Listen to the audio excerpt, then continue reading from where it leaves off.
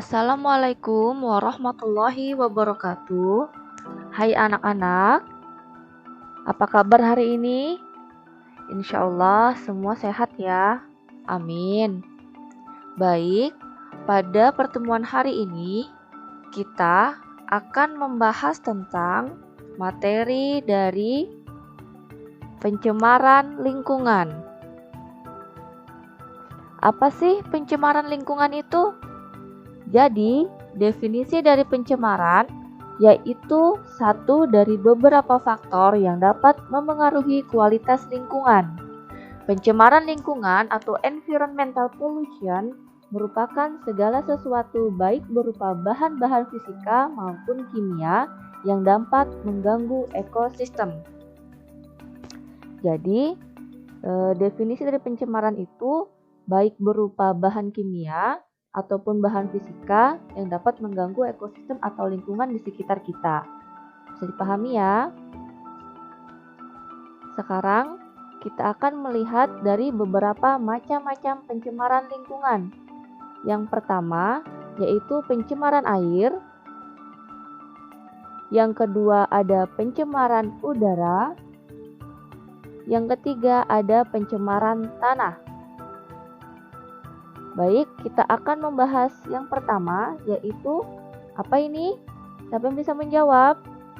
Ya, ini adalah gambar dari pencemaran air.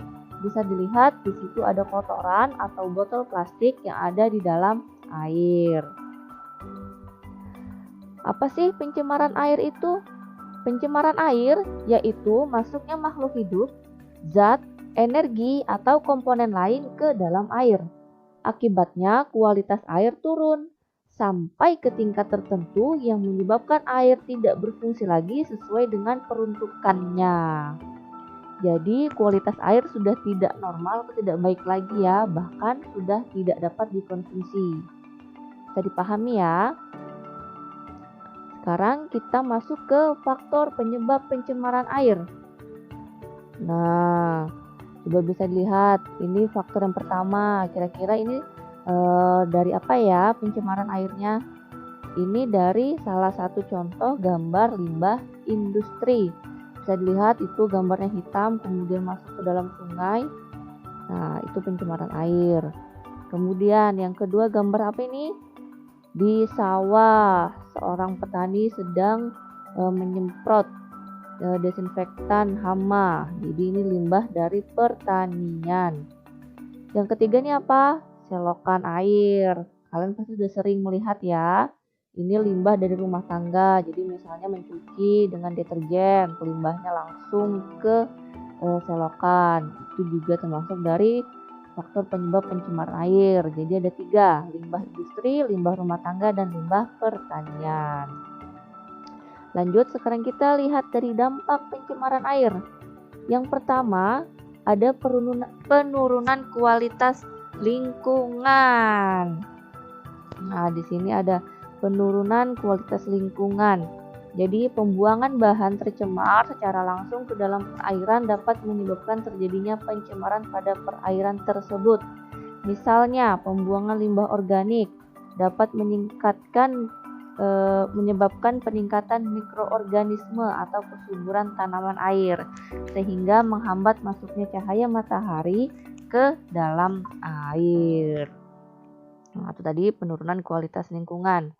Sekarang gangguan kesehatan. Jadi ada beberapa penyakit yang ditimbulkan dari pencemaran air. Apa saja? Yang pertama itu misalnya dari penyebabnya virus. Jadi ada virus hepatitis A, contohnya ada rotavirus. Jadi kalau rotavirus itu penyakit yang ditimbulkan adalah diare pada anak. Sedangkan kalau virus hepatitis A tentu saja penyakitnya adalah hepatitis. Ada juga dari penyebab bakteri E. coli. Jadi penyakitnya itu seperti diare atau disentri. Jadi bahaya ya pencemaran air itu. Yang ketiga ada lagi pemekatan hayati. Jadi pemekatan hayati ini bila hewan-hewan kecil atau zooplankton akan memakan alga yang sudah terkontaminasi racun, kemudian zooplankton akan dimakan oleh ikan-ikan kecil dan ikan besar akan memakan ikan yang kecil, kemudian ikan-ikan itu dikonsumsi oleh manusia. Jadi ikan tersebut sudah terkontaminasi oleh zooplankton yang beracun tadi ya. Nah, itu salah satunya. Kemudian mengganggu pemandangan. Jadi kadang-kadang air limbah itu mengandung polutan yang dapat mengganggu kesehatan dari ekosistem, tetapi juga mengganggu pemandangan kota. Meskipun air yang tercemar itu tidak menimbulkan bau, perubahan warna air mengganggu pandangan mata kita. Jadi intinya dampak pencemaran air itu banyak ya dan sangat mengganggu. Kemudian apalagi?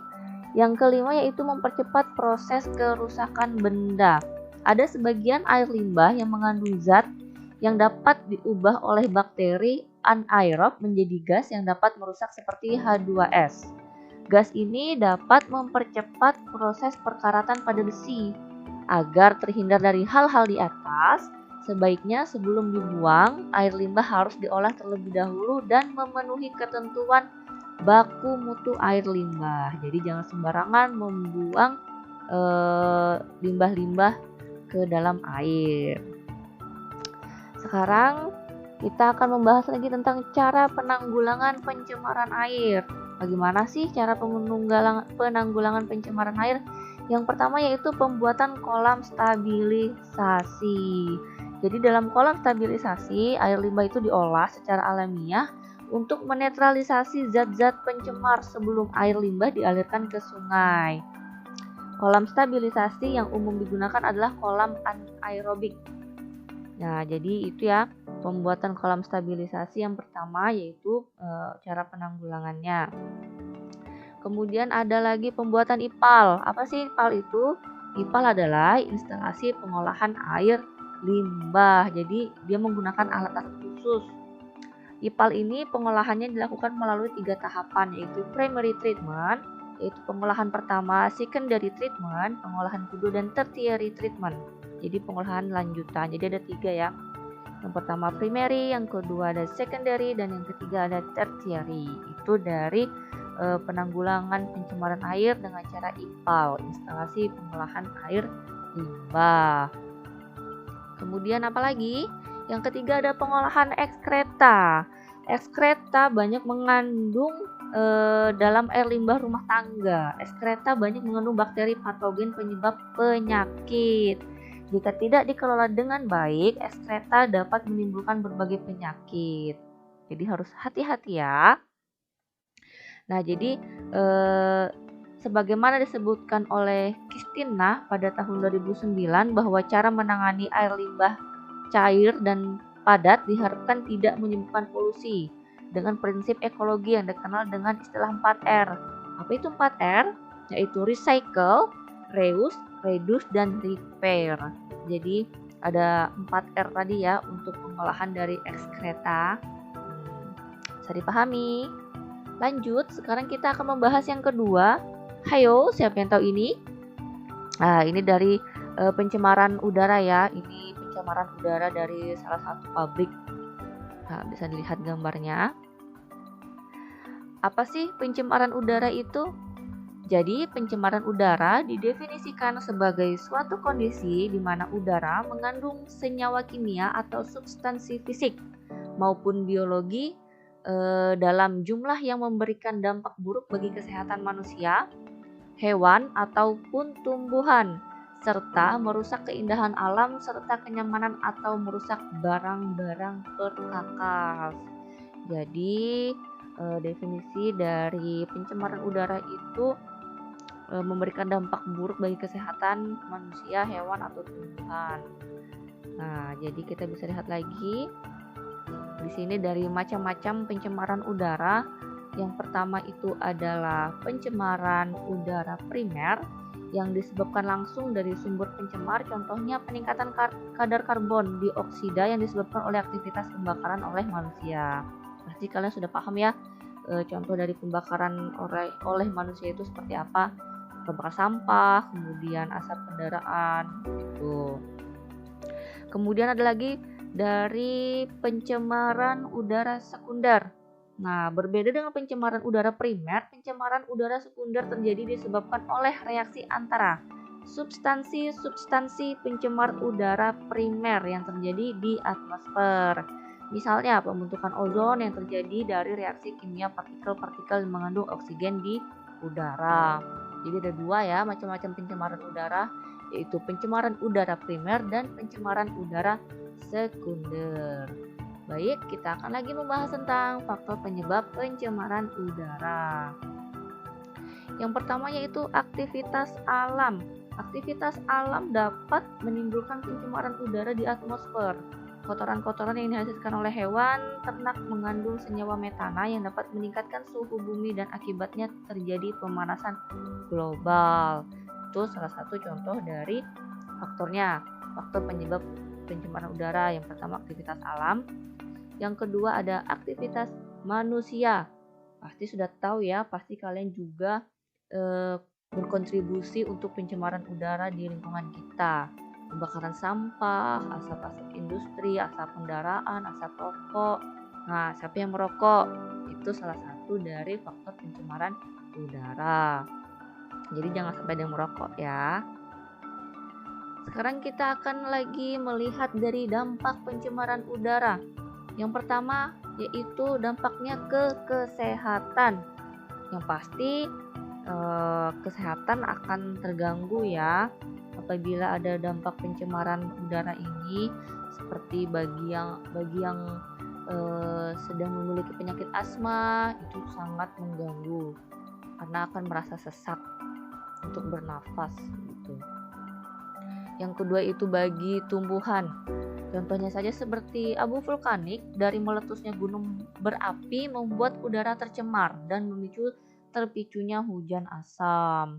Oleh karena itu, sering menemui begitu banyak tanaman dan pohon yang rusak akibat hujan asam atau abu vulkanik. Sering kan kita melihat di berita-berita kalau di sini kita tidak ada gunung berapi, tapi di Jawa itu sering kita melihat dari abu vulkanik. Lanjut yang ketiga itu efek rumah kaca. Jadi efek rumah kaca itu konsentrasi karbon dioksida dan karbon monoksida yang tinggi di atmosfer akan memicu terjadinya efek rumah kaca, yakni peningkatan suhu bumi. CO dan karbon dioksida dan karbon dioksida 2 akan memicu membentuknya semacam lapisan yang akan menahan panas bumi keluar, sehingga panas yang ditimbulkan bumi akan terkungkung di dalam seperti pada rumah kaca. Jadi panas bumi itu tidak bisa keluar secara bebas, dia tertahan di dalam. Lanjut, pencemaran udara yang terakhir dampaknya rusaknya lapisan ozon. Jadi seperti CFC merupakan senyawa yang sering digunakan dalam produk-produk pendingin. Jadi AC, kemudian freezer kulkas. Nah, itu termasuk dari dampak pencemaran udara. Lanjut, sekarang yang ketiga kita akan membahas tentang apa? Nah, bisa dilihat ini apa? Ini tumpukan sampah ya. Jadi, sekarang kita akan membahas tentang pencemaran tanah. Nah, pencemaran tanah adalah suatu keadaan di mana bahan kimia buatan manusia masuk dan mengubah lingkungan tanah alami. Jadi tanah itu sudah tidak alami lagi, sudah tercemar. Contohnya saja seperti tadi gambarnya yang di tanah dibuangi oleh sampah. Faktor penyebab pencemaran tanah itu apa saja? Yang pertama itu ada limbah domestik. Jadi limbah domestik itu dapat berasal dari daerah seperti pemukiman penduduk, pedagang, tempat usaha, hotel, dan lain-lain. Seperti tempat wisata itu juga limbah domestik. Jadi bisa dipahami, jadi kalau misalnya kalian ke pantai lagi berlibur itu jangan membuang sampah sembarangan. Oke. Yang B sekarang ada limbah industri. Limbah industri itu berasal dari sisa-sisa produk industri. Limbah industri itu bisa dibedakan menjadi dua macam, yaitu limbah industri padat dan limbah industri cair. Misalnya saja untuk limbah industri padat itu seperti pabrik gula, pabrik kertas. Nah, itu serta pengawetan buah, ikan, dan daging. Sedangkan untuk limbah industri cair itu seperti pengolahan industri logam, kemudian kimia, bahan-bahan kimia, betul. Itu kan dia meresap ke dalam tanah. Kemudian ada lagi limbah dari pertanian. Tadi sudah sedikit kita singgung di depan ya, limbah pertanian itu seperti pemakaian pestisida. Nah, jadi lanjut, sekarang kita masuk ke dampak pencemaran tanah.